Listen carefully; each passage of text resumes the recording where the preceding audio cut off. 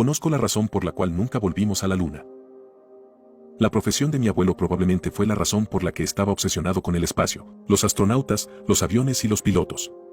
Solíamos hablar de eso cuando estábamos juntos.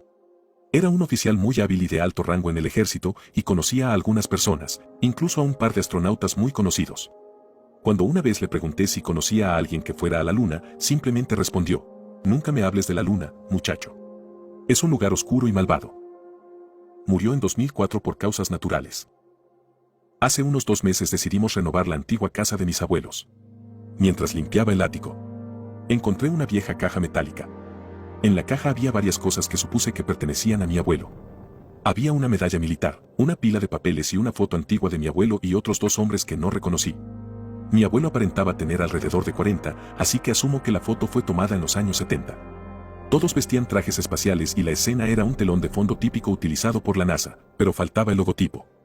El parche de la misión se tituló Dawn Brake. No entendí nada. ¿Mi abuelo era astronauta? ¿Por qué nunca le contó a nadie sobre esto? ¿Rompedor del amanecer? Nunca escuché sobre tal misión. Debe haber sido tapado muy bien. ¿Pero por qué? Encontré las respuestas en los papeles en el fondo de la caja. Reescribiré el contenido literal a continuación, pero les advierto que a muchas personas les puede resultar muy perturbador. Mi querida familia. Si alguna vez encuentras esto, debo confesarte algo. En 1972, yo no estaba en Vietnam. Se suponía que no debía decírselo a nadie, pero si has encontrado esto, probablemente ya no importe. En 1965, yo y un puñado de otros pilotos fuimos seleccionados para un equipo no público de astronautas, que participarían en misiones encubiertas en el espacio para nuestro gobierno. No obtendríamos la gloria y la fama de los astronautas regulares, pero nuestro país nos necesitaba, y por eso estuvimos allí. A principios de 1972, nos dijeron que por un periodo de tiempo no especificado, nuestro país tenía un satélite secreto orbitando la Luna. Nunca nos dijeron qué hizo, o por qué estaba allí, solo que unas semanas antes, se había estrellado contra la superficie en el lado oscuro de la Luna por razones desconocidas y que los datos que llevaba eran cruciales. El gobierno necesitaba recuperarlo y, por lo tanto, me envió a mí y a otros 2 astronautas a recuperar el módulo de memoria del satélite. El equipo de la misión Apolo 18 planificada se nos transfirió esencialmente. Por lo que nos habían dicho, el equipo de Apolo estaba furioso. Después de todo, tenían una razón para hacerlo. Parecía que quienquiera que hayamos estado debajo era mucho más poderoso que la NASA. Toda la misión fue de alto secreto, obviamente. Fui enviado oficialmente a Vietnam, mientras que en realidad recibimos un extenso entrenamiento para la misión. Después de un par de meses, nos encontramos parados en la plataforma de lanzamiento frente a este gigante de un cohete, que nos llevaría a la Luna. Yo era el comandante de la misión, mientras que el teniente Carver era el piloto del módulo de excursión lunar, LM, y el teniente Ackerman era el piloto del módulo de comando / servicio, CSM. El vuelo a la Luna tomó aproximadamente 3 días. Después de llegar, hicimos un par de órbitas a su alrededor. Cada vez que volamos detrás del horizonte creado por la propia Luna, sentí un poco de impotencia cuando nuestra comunicación con el mundo entero se oscureció, ya que la señal quedó oscurecida por la masa esférica de roca y polvo debajo de nosotros. El lado oscuro de la Luna no se parecía en nada al lado luminoso, que vemos casi a diario. En lugar de suaves campos grises y mares lunares tranquilos, estaba completamente cubierto de oscuros y profundos cráteres y agujeros, como si el propio universo lo estuviera devorando lentamente. Finalmente se decidió iniciar el descenso a la superficie. Carver y yo intercambiamos deseos de buena suerte con Ackerman y en el módulo lunar llamado Keren nos separamos, del CSM llamado Trinity. Después de que anunciamos, Keren ha aterrizado, nuestra respuesta no fue vítores y aplausos, sino simplemente, aquí Trinity, felicidades Keren. Transmitiré las noticias al otro lado. Estén seguros amigos. Así nos aislamos del resto del mundo. Ackerman era nuestro único vínculo. Mientras estaba sobre el lado luminoso, podía comunicarse con el comando de tierra, y mientras estaba sobre el lado oscuro, podía comunicarse con nosotros. Nunca los 2 a la vez. Aunque el periodo orbital del CSM fue de aproximadamente 2 horas, estaríamos en contacto solo unos 35 minutos en cada órbita. Aterrizamos en una avioneta dentro de un enorme cráter. Al contrario de lo que algunas personas creen, el Sol brilla en el lado oscuro de la Luna de la misma manera que en el lado claro. La cantidad de luz depende de la fase lunar. Todavía brillaba la luz del día en el lugar donde aterrizamos, pero sabíamos que oscurecería en unos días. Me sentí emocionada y curiosa por lo que nos espera en este mundo alienígena. Esperamos alrededor de 1 hora y media para obtener la respuesta del comando de Ackerman y dedicamos el tiempo a preparar nuestros trajes. El comando envía sus felicitaciones. Debe proceder con la recuperación. Todo estaba en silencio cuando pisé la superficie de la luna. Traté de pensar en algo excesivamente inspirador para decir, pero esos tiempos ya habían pasado. Con Carver, ensamblamos el rover y, después de plantar nuestra bandera junto a nuestra nave espacial, partimos. Mientras conducíamos por la superficie, vi lo que pensé que era un destello, como un resplandor reflejado por algo metálico en la lejanía. Dado que era bastante común ver destellos de luz debido a un fenómeno físico interesante causado por la radiación espacial que interactúa con nuestros ojos, no le di mucha importancia y pronto lo olvidé. Después de conducir durante un par de horas, llegamos al satélite, o lo que quedaba de él. Inmediatamente nos dimos cuenta de que algo no estaba bien. Había docenas de huellas alrededor de la sonda, que conducían a un conjunto de 2 huellas que se perdían en la distancia. ¿Qué demonios es esto?, preguntó Carver con incredulidad. No lo sé, pero parece que alguien consiguió lo que vinimos a buscar antes que nosotros, respondí. Tanto las huellas como las huellas eran diferentes a las nuestras. Quien tomó los datos no estaba aquí bajo la bandera estadounidense. Como esperaba, no encontramos el cuadro de datos. Encontramos la parte donde se suponía que debía estar, pero faltaba. Afortunadamente para nosotros, recién estábamos en contacto con Ackerman, por lo que nos comunicamos con él para describir nuestros hallazgos. Esto no tiene ningún sentido. ¿Quién lo tomaría, rusos? Ni siquiera tienen un programa lunar. Incluso si alguien lo tomó, ¿cómo podríamos no ser conscientes de eso? ¿Cómo pueden los rusos aterrizar en la luna sin que nos demos cuenta?, él respondió. Hasta donde sabemos, los rusos no tienen idea de que estamos aquí, dijo Carver por radio. Vamos a seguir el rastro, corté su conversación. ¿Están seguros de esto?, preguntó Ackerman. Diablos, no estoy seguro de esto. Claramente nos estamos perdiendo algo aquí. Pero haré lo que dices, Cap, respondió Carver. Sí. Si lo que sea que había en esa sonda era tan importante para que 2 países enviaran personas aquí para recuperarlo, tenemos que averiguar qué pasó con eso, respondí. Copia ese Caronte. Transmitiré tu paradero al mando tan pronto como pueda. Ten cuidado ahí fuera. Nuestro oxígeno estaba a la mitad de su capacidad ahora, pero seguimos adelante con la esperanza de resolver este misterio. No pasó mucho tiempo hasta que vi algo en la distancia. A medida que nos acercábamos, me di cuenta de que se trataba de una nave espacial. Su diseño era diferente al nuestro y estaba decorado con una bandera de la Unión Soviética. No podía explicar por qué, pero sentí que había algo realmente extraño en la nave espacial. Si realmente hubiera rusos con nosotros en la Luna, habrían detectado nuestras comunicaciones hace mucho tiempo, por lo que no tenía sentido esconderse. Para el módulo de aterrizaje soviético no identificado, esta es la tripulación de Don Braque, por favor responda. Sabemos que estás aquí, te tenemos a la vista. Nada.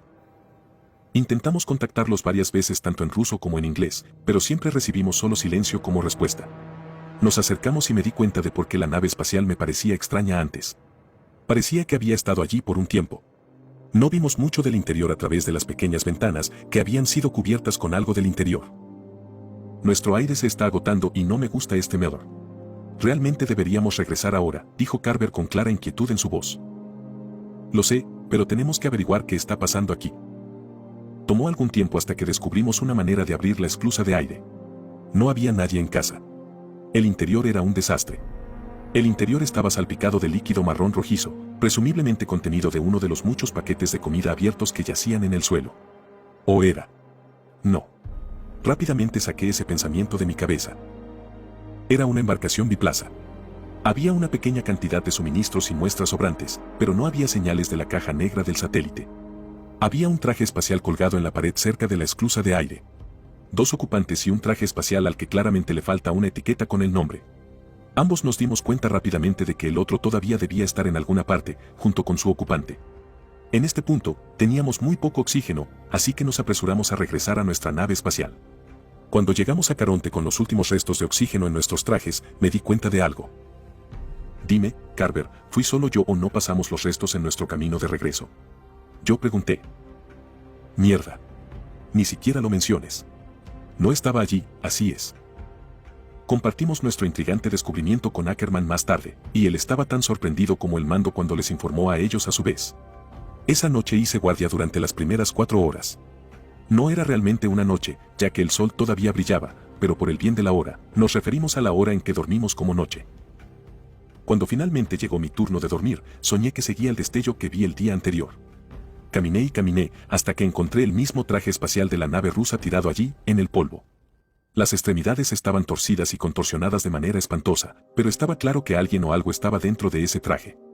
Me acerqué y lentamente comencé a abrir el parasol que oscurecía el interior del casco. Miré con terror, como vi el interior.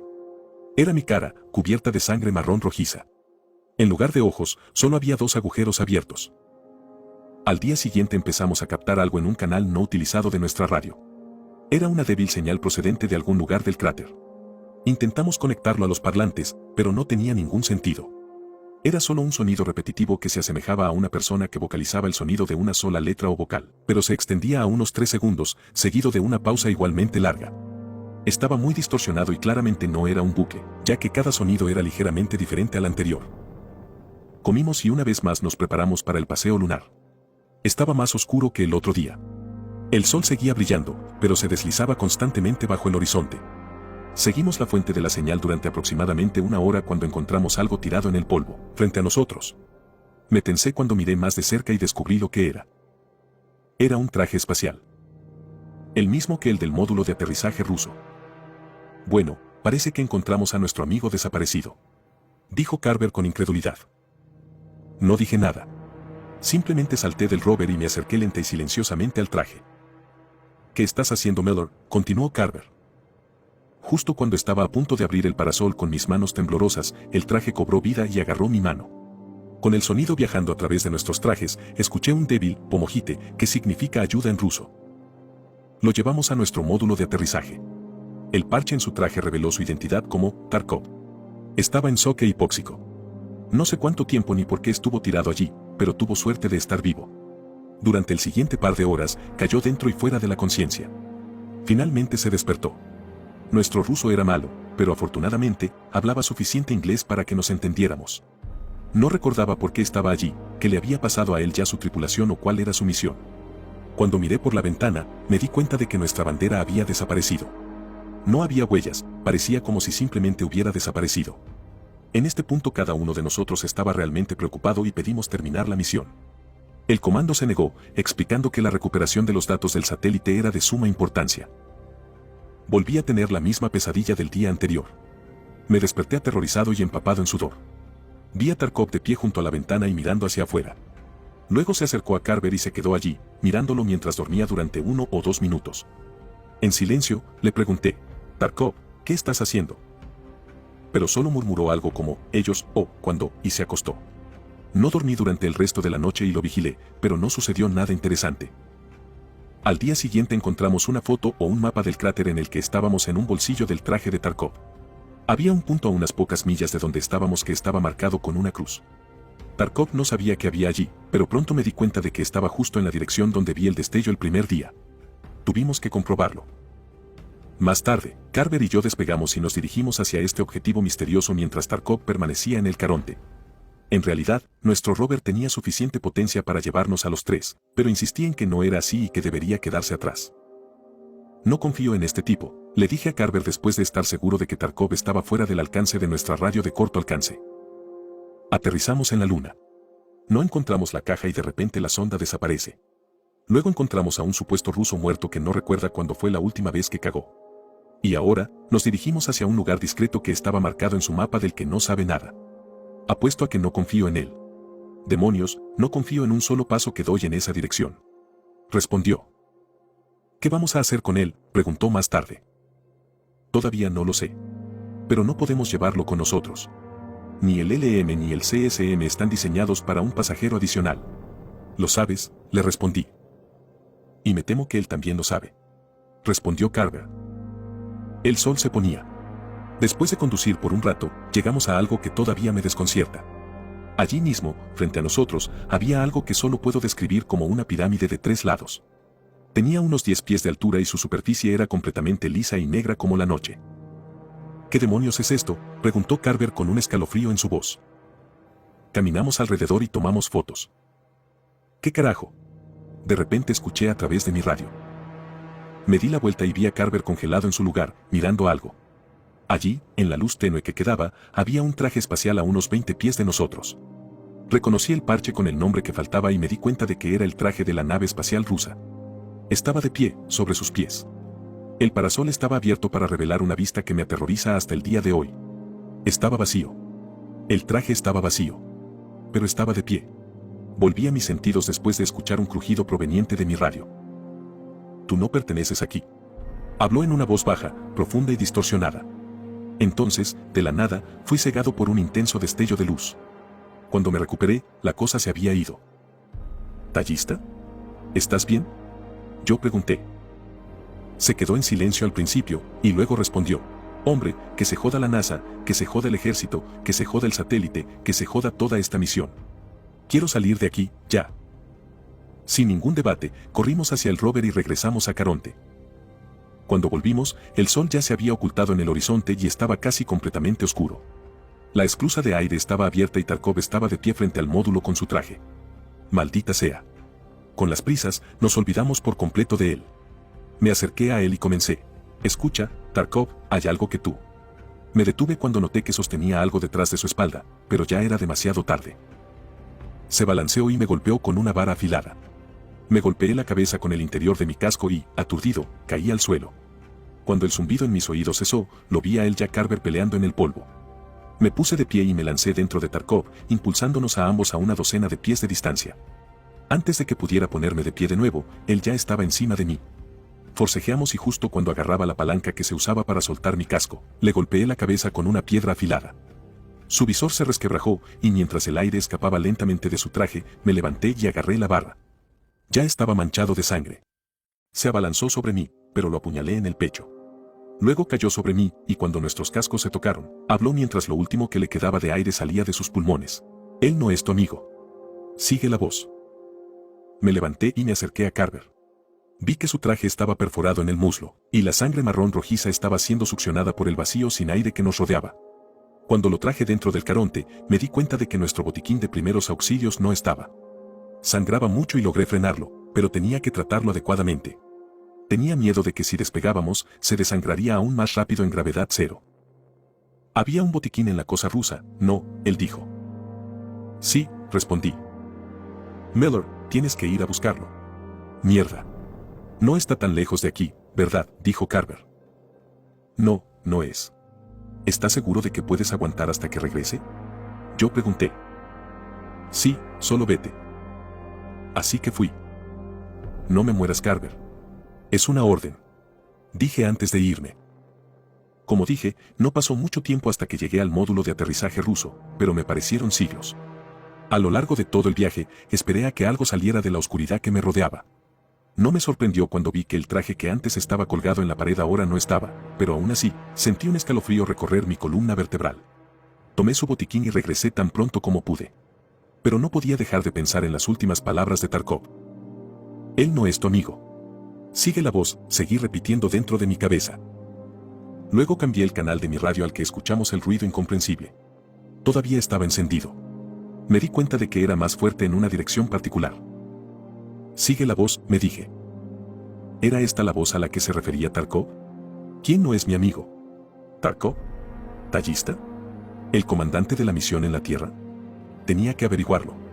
Me alejé en la dirección de la señal. Después de conducir durante al menos 15 minutos, llegué a un pequeño cráter de unos 30 pies de diámetro. Con mi faro encendido, inmediatamente vi que había algo dentro, pero aún no podía reconocerlo.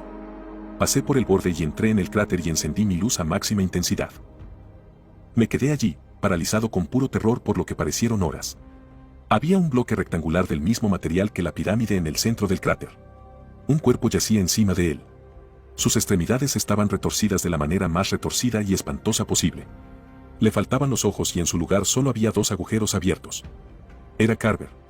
Había una pequeña caja metida dentro de su boca. Era la caja negra del satélite. Cogí la caja y salí corriendo de allí lo más rápido que pude. Carver estaba muerto. Si Carver estaba muerto, ¿quién era el Carver que dejé en el Caronte? Él no es tu amigo, fue lo único que tenía en mente el resto del camino de regreso. Cuando regresé, el cuerpo de Tarkov no estaba, pero Carver todavía estaba allí, tendido, sangrando. Pero no fue Carver. ¿Qué fue esa cosa? Gracias a Dios que estás de vuelta, Miller, dijo Carver. No, Carver. Carver estaba muerto. Mutilado. Muerto. Miller, ¿estás bien?, continuó no Carver. Sí, tengo el kit, respondí. Él no podía saber que yo lo sé. No podía saber. Traté su herida y el sangrado finalmente se detuvo. Lo amarré, lo até, y luego me até yo. No le dije que había encontrado la caja negra. No le dije que lo encontré. Con el motor rugiendo debajo de nosotros, el Caronte se partió por la mitad y el compartimiento de la tripulación nos empujó hacia arriba, hacia el vacío, mientras las piernas permanecían eternamente plantadas en el polvo lunar. Ahora ya escribí en varias ocasiones que había sentido pasar los minutos como si fueran horas. El ascenso y el encuentro tomaron solo un poco más de una docena de minutos. Pero esos minutos se sintieron como décadas. Quería gritar tan fuerte que mis pulmones se romperían y quería vomitar. Pero no pude porque se enteraría. Quise desmayarme, pero no pude. Tenía que salvar a Ackerman. Después de varias vidas, finalmente atracamos con Ackerman y el Trinity. A lo largo de toda la prueba, lo mantuvimos actualizado, pero conocerlo fue diferente. Él estaba asustado.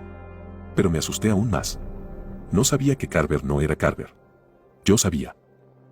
Primero me desabroché y empujé a Ackerman fuera del túnel de atraque. Le di una patada a Carver, justo en la cara cuando me siguió. Cerré el túnel de acoplamiento detrás de mí. ¿Qué demonios haces, Miller? ¿Qué te pasa?, gritó Ackerman y me estrelló contra la pared del módulo de comando. No lo abras, Mike. No es Carver. Esa cosa en el LM no es Carver, ¿entiendes? Grité de vuelta en dolor. A pesar de que era un soldado curtido en la batalla, Ackerman finalmente se echó a llorar. Pasé flotando junto a él hacia los controles y, antes de desacoplar el Caronte, miré por última vez la ventana del túnel de acoplamiento. Allí estaba. Una cosa con la cara y el cuerpo de Carver, pero no con Carver. Mirándonos. Pero sus ojos eran completamente suaves y negros como la noche misma. Abrió la boca de una manera que simplemente no era posible para un humano y dejó escapar un chillido fuerte e inquietante que desearía poder olvidar tanto. En un abrir y cerrar de ojos, se convirtió en un silencio sepulcral, cuando el Caronte se separó del CSM y se deslizó hacia el vacío. Ackerman y yo no dijimos una sola palabra durante el viaje de 3 días de regreso a la Tierra. Nos pusieron en cuarentena durante meses después de que volvimos a casa. Nadie nunca nos explicó lo que pasó en esa misión. Nunca supe lo que había en la caja negra. Honestamente, no quería saber, después de todo lo que experimenté. Pero lo que sea que haya allí aparentemente fue suficiente para cancelar todas las demás misiones a la Luna y más allá. Eventualmente nos liberaron y dejaron muy claro que se supone que nunca debemos hablar de eso. Nunca volví a ver a Ackerman a partir de ese día. La única vez que hablé de él fue cuando un par de hombres trajeados llegaron a mi casa un día, un par de años después de la misión. Capitán Miller, ¿ha estado en contacto con el teniente Ackerman últimamente? Uno de ellos preguntó después de que intercambiáramos nuestros saludos. No, nunca hablé ni supe de él desde la misión. ¿Pasó algo? Respondí. Lamento decírtelo, pero el teniente Ackerman fue encontrado muerto en un bosque cercano ayer. Tuve que sentarme. No lo conocía muy bien, pero pasamos una cantidad considerable de tiempo juntos en el entrenamiento, y vivimos juntos el mismo infierno, así que era más que suficiente para mí considerarlo un amigo. Pobre Mac. ¿Cómo murió? Yo pregunté. Todavía no lo sabemos. Pero tenía múltiples fracturas en todas sus extremidades y le sacaron los ojos. Espero que el video te haya gustado, y de ser así, no olvides dejar tu like y suscribirte. Te ha hablado el Solo, y esto ha sido El Abismo. Buenas noches.